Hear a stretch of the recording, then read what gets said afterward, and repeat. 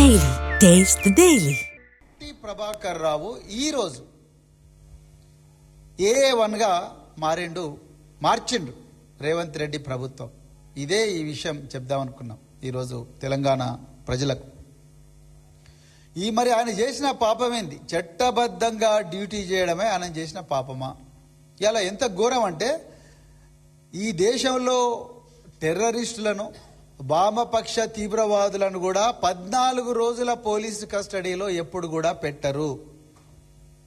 కానీ ఈ ప్రభాకర్ రావును, డాక్టర్ ప్రభాకర్ రావును 14 రోజుల పోలీస్ కస్టడీలో పెట్టడి, చిత్రహింసలు పెట్టడమే కాకుండా 200 గంటలు మళ్ళీ బయట కూడా ఆయనను విచారించిండ్రు.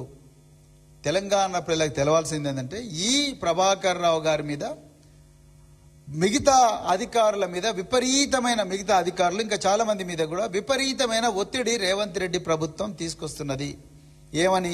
మీరెట్లని చేసి కేసీఆర్ గారి పేరు చెప్పండి. ఇప్పుడు వాళ్ళకి కావాల్సిందంత అదే.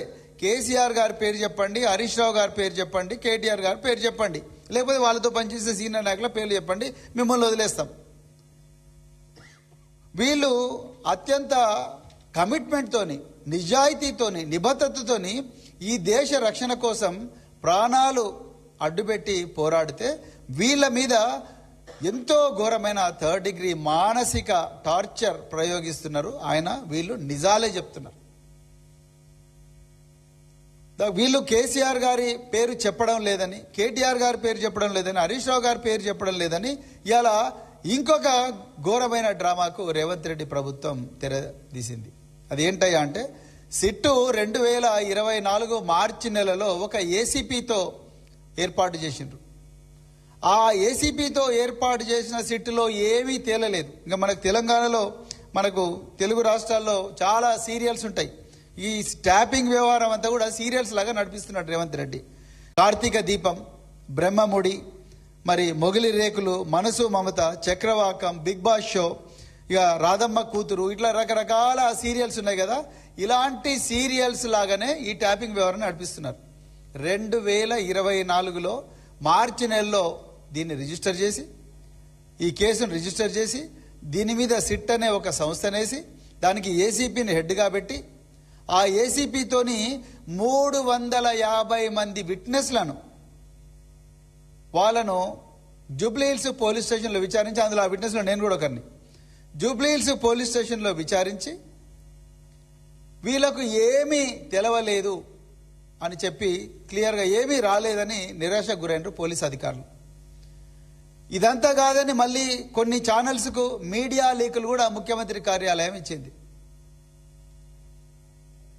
ప్రతిరోజు కూడా ముఖ్యమంత్రి కార్యాలయం మీడియా లీకులు ఇస్తా ఉన్నది. సో దీంట్లో ఏమీ తెలవలేదని చెప్పేసి ఇప్పుడు 4 సీనియర్ ఐపీఎస్ అధికారులను తీసుకొచ్చి సిట్లో కూర్చోబెట్టిండ్రు. మళ్ళీ ప్రభాకర్ రావును పోలీస్ కస్టడీకి, గౌరవ సుప్రీంకోర్టు దృష్టిలో ఉండే ఈ కేసులో ప్రభాకర్ రావు గారిని మళ్ళీ ఈ పోలీస్ కస్టడీకి 14 రోజులు తీసుకున్నారు. మిత్రులారా, ఈ దేశంలో ఏ పోలీస్ అధికారిని కూడా 14 రోజులు పోలీస్ కస్టడీలో పెట్టి విచారించుండరు. అది కూడా is not an ordinary police officer, is highly decorated police officer who has sacrificed all his career for the security of this nation. ఈ దేశ భద్రత కోసం తన విలువైన సర్వీస్ని అంతా కూడా మరి ఇంటెలిజెన్స్ డిపార్ట్మెంట్లోనే పెట్టిన ఈ ప్రభాకర్ రావును 14 రోజులు పోలీస్ కస్టడీలో పెట్టిండ్రు. ఈ దేశంలో ఎక్కడ కూడా ఇలాగ జరిగి ఉండదు. ఈయన మీద రెడ్ కార్నర్ నోటీస్ ఇచ్చిండ్రు, ఈయన పాస్పోర్ట్ రివోక్ చేసిండ్రు. నిజానికి ఈయన చేసిన నేరమేంది? నిజాయితీగా నిబద్ధతతో పనిచేయడం. నేను మొదటి నుంచి కూడా చెప్తున్నా, ఈ ట్యాపింగ్ వ్యవహారాన్ని భూతద్దంలో పెట్టి రేవంత్ రెడ్డి గారు చూపించే ప్రయత్నం చేస్తున్నారు. ఇలా నేను ఓపెన్ చెప్తున్నా, స్వాతంత్రం రాదు కదా, చరిత్ర, ఈ మానవ జాతి చరిత్ర మొదలైనప్పటి నుంచి ఈ ట్యాపింగ్ వ్యవహారం ఉన్నది. టెక్నాలజీ లేకపోయి ఉండొచ్చు, కానీ వేగుల వ్యవస్థ ఎప్పటి నుంచో ఉంది. మహాభారతంలో ఉన్నది, రామాయణంలో ఉన్నది, పురాణాల్లో ఉన్నది, ప్రతి చోట కూడా వేగుల వ్యవస్థ ఉన్నది. ఇప్పుడు రాజుల కాలంలో కూడా వేగుల వ్యవస్థ ఉన్నది.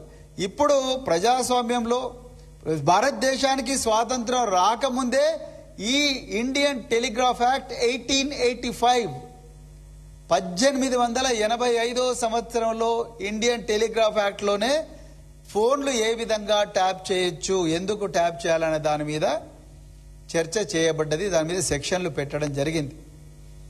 ఇదేదో ట్యాపింగ్ కొత్తది అయినట్టు రేవంత్ రెడ్డి గారు మాట్లాడుతున్నారు. ఇప్పుడు ఆయన కేబినెట్ మినిస్టర్ల ఫోన్లు ట్యాపులు చేయడం లేదా?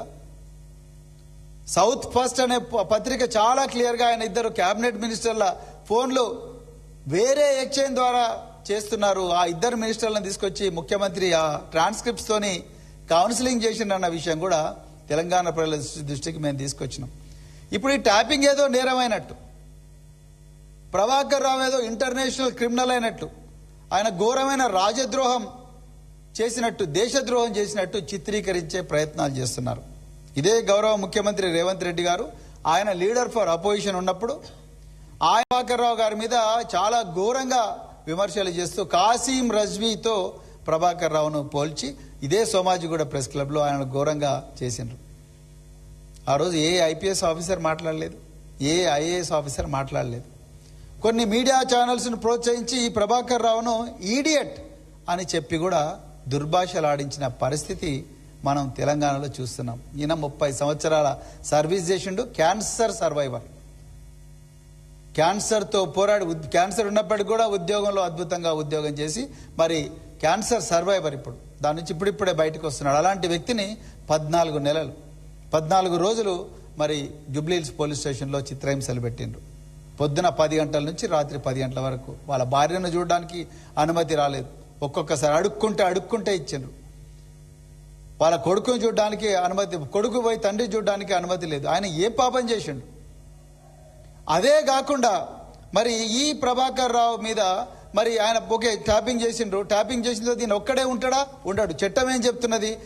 ట్యాపింగ్ సుప్రీంకోర్టు చాలా క్లియర్గా చాలా సార్లు కూడా, ముఖ్యంగా మరి PUCL versus union of India 1997, అదేవిధంగా మరి 2017లో ఈ టెలిఫోన్ ట్యాపింగ్ ఏ విధంగా చేయాలనే మార్గదర్శకాలను గౌరవ సుప్రీంకోర్టు గవర్నమెంట్ ఆఫ్ ఇండియాకి చెప్పింది. ఈ ప్రభాకర్ రావు కేవలం ఒక చిన్న అధికారి.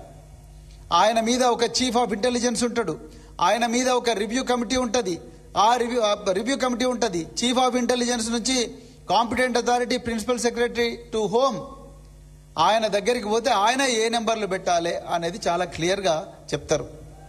ఈ లిస్టు ఇవన్నీ మొత్తం కూడా డీజీపీ నుంచి ప్రిన్సిపల్ సెక్రటరీ దాకా పోతాయి.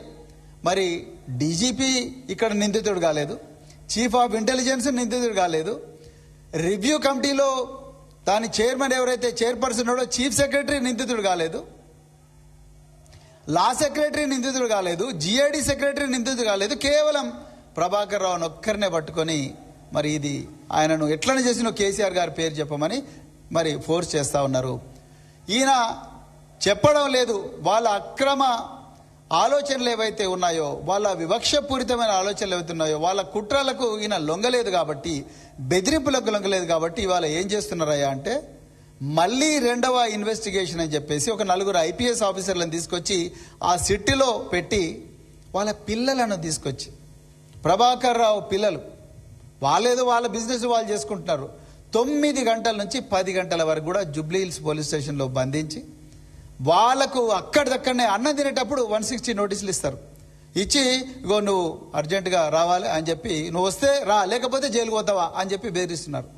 ఆ పిల్లలు, ఆ పిల్లల బంధువులు, అదేవిధంగా ఆ పిల్లలు ఎవరైనా బిజినెస్లు చేస్తుంటే వాళ్ళ బిజినెస్ పార్ట్నర్లు, ఆ బిజినెస్లు చేసే వాళ్ళ కార్లు ఉంటే కార్ల డ్రైవర్లు, వాళ్ళ ఇళ్లలో పనిచేసే వ్యక్తులు, వాళ్ళందరినీ కూడా తీసుకొచ్చి ఇలా బెదిరిస్తున్నారు. ఆ ప్రభాకర్ రావు గారి వియంకుడు ఎవరో ఉంటారు, ఆయనను కూడా చెన్నై నుంచి తీసుకొచ్చిండ్రు పోలీసులు. ఆయన ఏం నిర్ణయం చేసిండు? ఆయన చిన్న హోటల్ బిజినెస్ చేసుకుంటాడు, ఆయనను కూడా తీసుకొచ్చి 9-10 గంటలు విచారించిండ్రు. అదే కాకుండా దీంట్లో కొంతమంది క్రైమ్ హిస్టరీ ఉన్న వ్యక్తులను కూడా దీంట్లో వాడుకుంటున్నారు. ఉదాహరణకు సంధ్యా శ్రీధర్ రావు, సారనాల శ్రీధర్ రావు అలియాస్ సంధ్యా శ్రీధర్ రావు. ఈయన మీద ఎన్ని కేసులు ఉన్నాయంటే దాదాపు ఇక అది పెద్ద చిట్టా. ఒక ల్యాండ్ గ్రాబర్ అంటే పీడీ యాక్ట్ కింద జైలుకు పోవాల్సిన వ్యక్తి ఈయన సంధ్యా శ్రీధర్ రావు. ఈయన మీద 30 కేసులు ఉన్నాయి. 1 కాదు 2 కాదు 30 కేసులు ఉన్నాయి. ఆ 30 కేసులు ఉన్న ఈ సంధ్యా శ్రీధర్ రావును పోలీసు వాళ్ళు ఇగో చూడండి, Sandhya Sridhar Rao has cases of sexual harassment of women, forgery, criminal conspiracy, cheating, blackmailing, criminal intimidation, illegal construction and many more grave offences. మొన్నటికి మొన్న గచ్చిబౌలిలో ఉండే సంధ్యా కన్వెన్షన్లో సాక్షాత్తు ఈయన పెట్టిన రేవంత్ రెడ్డి గారు పెట్టిన హైడ్రా వాళ్ళే పోయి కూలగొట్టిండ్రు. ఈ సంధ్యా శ్రీధర్ రావును ఈరోజు ఈ ప్రభాకర్ రావు గారిని ఇబ్బంది పెట్టడానికి, ఇంకా మిగతా వాళ్ళందరినీ ఇబ్బంది పెట్టడానికి ఈయనను వాడుకుంటారు. ఈయన మీద దాదాపుగా 38 కేసులు ఉన్నాయి. 38 కేసులున్న వ్యక్తిని వాడుకొని ఆయనతోని సుప్రీంకోర్టు దాకా కూడా ఫైల్ చేయించిండ్రు కేసులు ఆయనతోని. ఎవరికి వ్యతిరేకంగా? ప్రభాకర్ రావు గారికి వ్యతిరేకంగా, మిగతా వాళ్ళందరికీ వ్యతిరేకంగా. అంటే అసలు ఈ క్రిమినల్స్ను వాడుకునే సంస్కృతి పోలీస్ డిపార్ట్మెంట్లో ఎక్కడి నుంచి వచ్చింది? అది కూడా సాక్షాత్తు ఒక ముఖ్యమంత్రి గారిని ఇరికించడానికి, ఒక ఇద్దరు సీనియర్ మాజీ మంత్రులను ఇరికించడానికి, సిట్టింగ్ ఎమ్మెల్యేలు, తెలంగాణ కోసం 14 సంవత్సరాలు పోరాడిన వ్యక్తులు, వీళ్ళని ఇరికించడం కోసం మీరు క్రిమినల్స్ను వాడుకుంటారా? అది 40 కేసులున్న క్రిమినల్లు, ల్యాండ్ గ్రాబర్లను వాడుకొని వాళ్ళ ద్వారా నువ్వు ఎట్లనే చెప్పు, లేకపోతే బిడ్డ నువ్వు అట్లా చేస్తున్నావు ఇట్లా చేస్తున్నావు అంటారు. మొన్న ఎమ్మెల్సీ నవీన్ కుమార్ గారిని పిలిచిన, ఆయన పాపం ఒక్క కేసు కూడా లేదు. ఆయన పని ఆయన చేసుకుంటున్నాడు. ఆయనను 70 సంవత్సరాలు ఉండే వాళ్ళ ఫాదర్ మీద కూడా నోటీస్ ఇచ్చిండ్రు. ఏందండి ఇక్కడ పోతుంది అసలు ఇన్వెస్టిగేషన్? ప్రభాకర్ రావు గారి అబ్బాయి నిశాంత్ అని ఉంటాడు, ఆ పిల్లగాని మీద కూడా నువ్వు వస్తావా రావా అని చెప్పి 9 గంటల ఇన్వెస్టిగేషన్. దాని తర్వాత మళ్ళీ వాళ్ళ ఫ్రెండ్స్ ఉంటే వాళ్ళని కూడా పిలిపించి వాళ్ళతో ఇంట్రాగేషన్.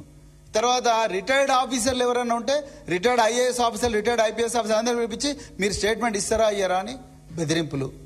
అదేవిధంగా ప్రభాకర్ రావుతో పనిచేసిన కానిస్టేబుల్స్, హోంగార్డ్స్ ఎవరైనా ఉంటే, వాళ్ళ డ్రైవర్స్ ఉంటే వాళ్ళని కూడా పిలిపించి బిడ్డ మీరు ఇస్తారా అయ్యారా స్టేట్మెంట్లో అని బెదిరింపులు.